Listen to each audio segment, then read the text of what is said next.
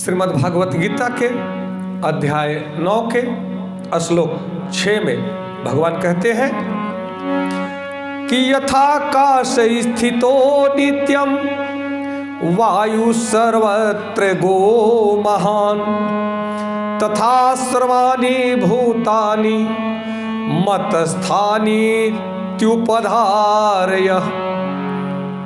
अर्थात जिस प्रकार सर्वत्र प्रवाहमान प्रबल वायु सदैव आकाश में स्थित रहती है, उसी प्रकार समस्त उत्पन्न प्राणियों को मुझ में स्थित जानो।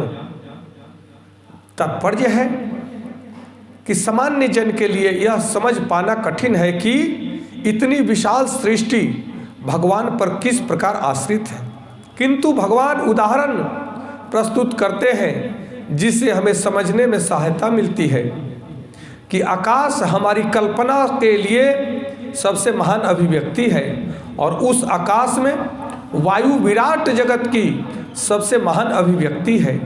वायु की गति से प्रत्येक वस्तु की गति प्रभावित होती है, किंतु वायु महान होते हुए भी आकाश के अंतर्गत ही स्थिर रहती है, वह आकाश से परे नहीं है।